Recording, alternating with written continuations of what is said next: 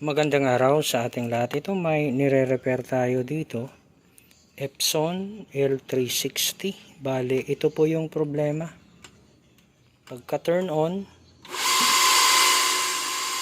merong ingay tapos nag-blink na yung power light, yung paper at saka ink. Sabay-sabay po silang nagbi-blink. So, nag-check tayo dito. Check natin yung sensor sa paper jam. Ayan, okay naman. Ito yun, ito. Ayan, okay naman. Hindi naman siya naka-angat.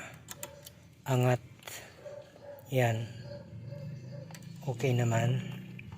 Tapos, nag-check din tayo kung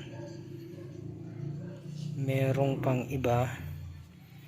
Bali yung kadalasan dito, itong wire dito sa may sensor, ito, i-check natin yung continuity nito. Baka kasi may problema sa mga linya ng wire, kaya ganun yung problema.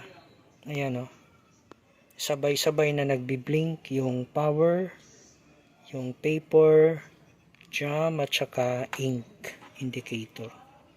Bali, tatanggalin natin itong wire tapos i-check natin yung continuity. Yan ay tinanggal natin. Tapos nung tiningnan natin dito, i-zoom ko lang, no?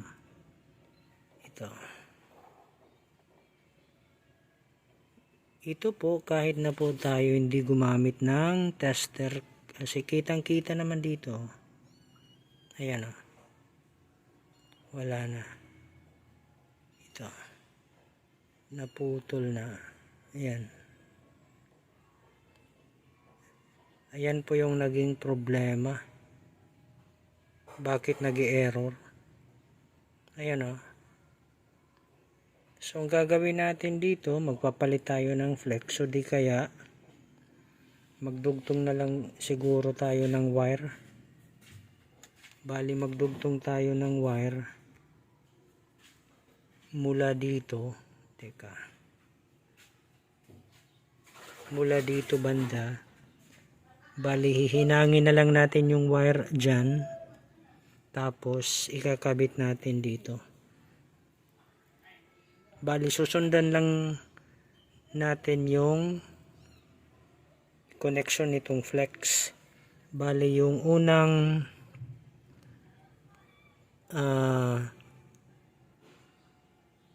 terminal dyan, yan ay ikukonekta natin dito sa unang terminal din. Yan. Then, second, third, fourth terminal. Tapos, iti-testing natin kung gagana yung ating gagawin. Okay, balik tayo sa ating ginagawa. Bali, ito po yung ginawa natin. Yan po ay kinonekta natin ng wire mula doon sa main board papunta dito sa may part na ito. Ayan. Hindi na tayo gumamit ng flex. Ngayon, subukan na natin i-turn on ito, no? Turn on natin. Ayan, mapapansin natin wala na yung ingay, tapos nagmo-move na yung part ng printed, ano? Ayan. Nag-scan siya siguro ng error pa, no? Hindi ko na muna ikinabit itong scanner. So, titingnan natin. Yung printer ay ina-assess niya yung system. Kung kumpleto na ba yung connection. Mamaya mag-error yan pag ma-detect niya na walang scanner. Ayan o, nagkaroon na ng error dahil hindi pa naikabit natin yung scanner. So, i-turn off muna natin. Ayan, naka-turn off na. Tapos, ikabit natin yung scanner. Ikabit natin. Scanner, ayan. Ngayon, i-turn on natin ulit.